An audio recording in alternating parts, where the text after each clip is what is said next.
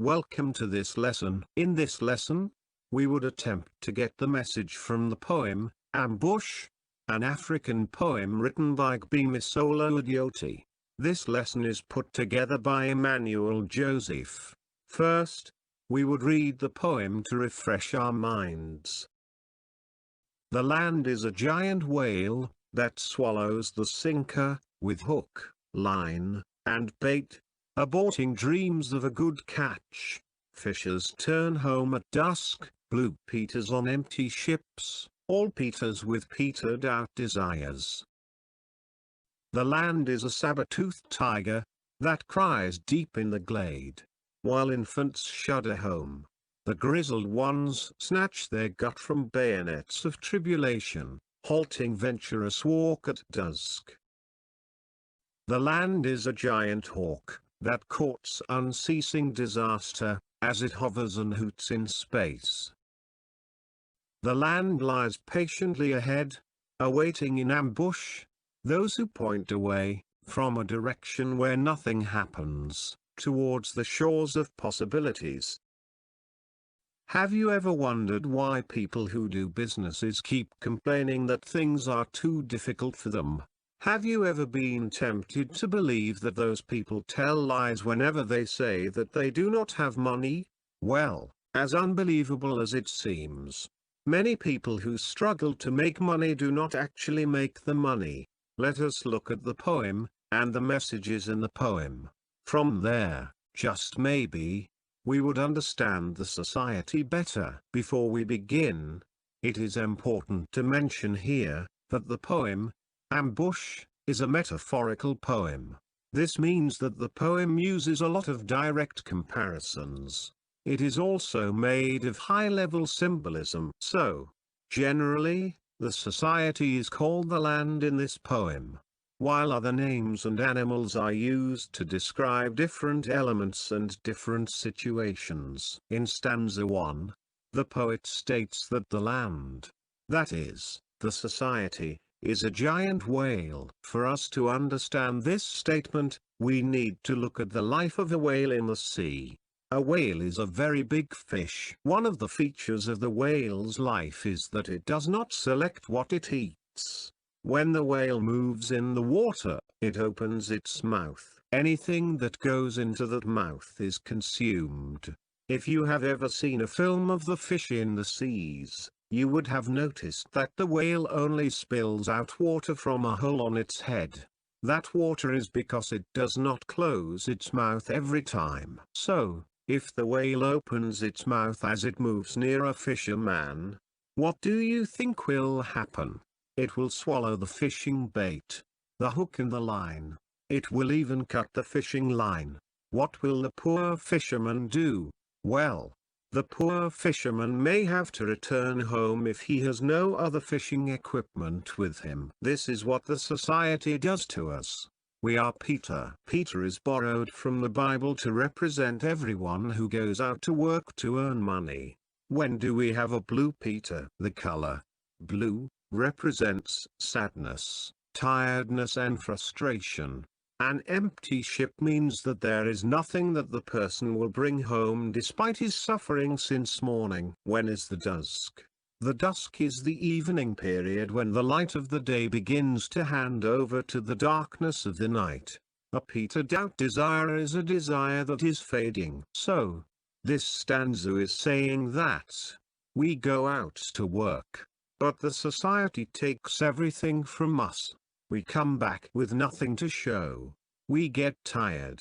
We get frustrated. We become sad, and our dreams fade.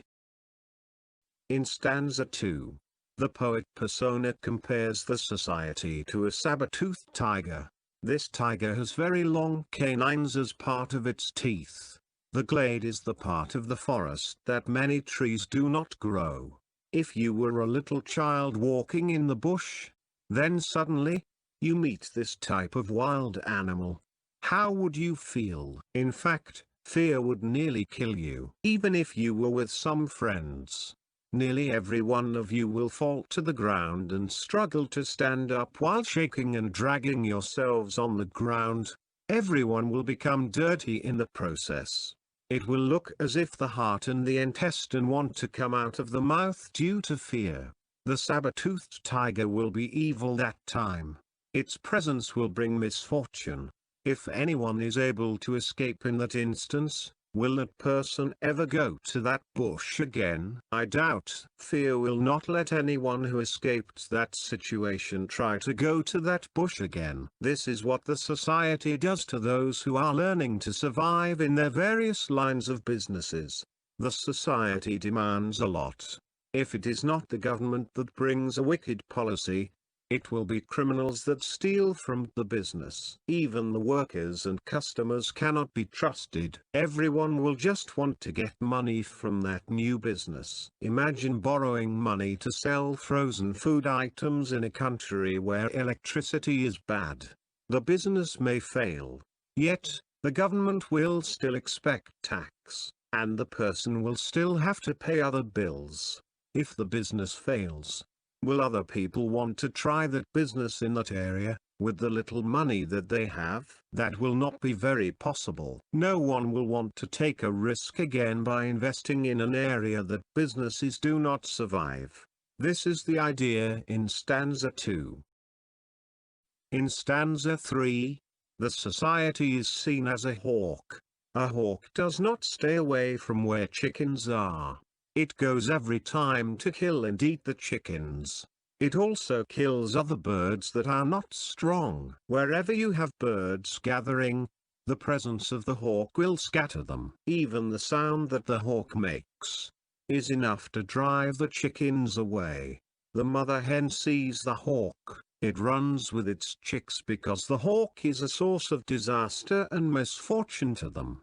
This is what happens between the society and the human beings. The society is stronger than a person. That is why the society makes laws and everyone becomes a subject under the law. If you are into importation business, the business may die any day. How will it die? Well, the government just needs to ban that importation and you find your millions wasting away. These things have been happening. Think about the poor woman whose shop is demolished by the government because the government wants to beautify that area. The society wants to be beautiful, but the poor woman's business is disastrously destroyed. It is not only the government that brings problems. Other members of the community also create problems the moment they have some forms of higher authority. Have you ever heard about street gangs that go about creating troubles because they want to steal from the people doing businesses in the area? This is one way that the society can be a hawk. The last stanza of the poem calls out the society in its behavior of waiting for people to attempt to succeed before it tries to destroy them. Let us break this down. This stanza is stating that the society always watches out to see those who will want to do something meaningful with their lives. Once the society finds this kind of people, it will go after them to destroy. The direction where nothing happens, as used in the stanza, is the state of idleness, while the sure of possibility as used in the stanza is the condition of doing something to succeed in life. When someone is jobless and idle, no one will disturb him to pay tax. The person who does not open a business will not have many workers stealing from him. A family member who does not have a job or a business will not see uncles and aunties coming to look for money. But, the moment we rise to do something meaningful with our lives, all the enemies of progress will gather to reap from where they did not sow. This is the sad situation that the poet persona cries about in the poem. Themes 1. Difficulty of survival in the society. In a society where people are surrounded by many forces that work in the opposite, it is not easy for people to survive. This is so because every human in the society needs to do something to survive. It is not possible for people to sleep from the beginning to the end. They have to go out to work. They have to do something to keep them busy. They have to put their talents to use. They have to expect rewards from what they do. But, when their efforts are frustrated, survival becomes very difficult. And those who manage to survive only live in fear. 2. Difficulty in making earnings. A society that is not safe does not guarantee the opportunity for people to make earnings. Government policies affect people in their lines of businesses. Insecurity coming from criminals kills investments. Poor state of infrastructure would not allow businesses to do well. And, when people get frustrated, their talents do not help them to make earnings as they should. 3. Destructive nature of the situations in the society. The situations in the society have destructive effects. These destructive effects are wide. They affect individuals from their state of minds to their use of resources. This is why stanza 1 mention blue Peters, and stanza 2 mention grizzled ones. In this line of destruction, people lose interest. Instead of having the motivation and the confidence to use their resources, they lose confidence in the environment and get discouraged. 4. State of surrender by the masses. A state of surrender usually arises where people do not seem to have answers to their problems. Stanza 1 of the poem mentions that fishers turn home at dusk with empty ships. In the traditional system of fishing, fishing does not have a specific time. In fact, some suggest that the evening and the night are good times to fish. But, when fishers choose to go back home in the evening, it means that they have given up. Normally, businesses should face times that are not very pleasant. Individuals should also face the situations when their talents seem to not work for them. People plan their lives again and try again when things are supportive in the environment. However, the kind of environment described in this poem never gives people the chance to try again. They give up and halt their venturous walks. They surrender and leave everything to frustration.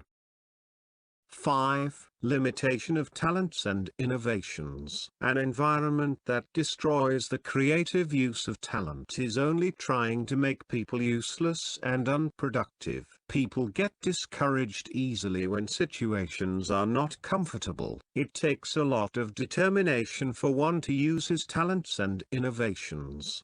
But, a favorable environment is needed for the talents and innovations to grow. A young person who is good in creative design may decide to use it as a means of livelihood. If the environment would not guarantee electricity for him or her to power the computer systems, the young person may be found working at a bus park. This is the sad situation of a society that does not know how to groom talents and innovations. Literary devices. 1. Personification. You remember that this literary device gives human actions to non-human objects. So, check for this type of situation in the poem. Examples are on line 9 and line 17. 2. Metaphor. There are direct comparisons in the poem. For instance, each of the lines that begin the first 3 stanzas has a direct comparison. 3. Allusion. Allusion occurs when there is a word that is used as a reference to a popular person or thing. Peter is used as a reference to the apostle of Jesus Christ who was a fisherman. 4. Run-on or enjambment. The lines that make the stanzas are not complete on their own when read line by line. The reader has to keep on until a complete thought unit is reached. 5. Alliteration. There are repetitions of initial consonants on same lines in the work. For instance, in Swallow the Sinker, the sound coming from letter S repeats at the beginning of Swallow and Sinker. The same thing happens with the sound of letter P on the last line of stanza 1. 6. Pun. This is a play on words. The word Peter is used in the first stanza. But, while Peter is a name of a person, repeated means to fade. 7. Symbolism. The whale, saber-toothed tiger, hawk, and bayonet, are all symbols of suppression, destruction, other bad situations. The ship is also a symbol of career struggles. This is the much we can take in this lesson. Thank you for watching. Hit the like button to support us. You should hit the subscribe button if you have not done so yet. You can contact Emmanuel Joseph using the details given on the screen.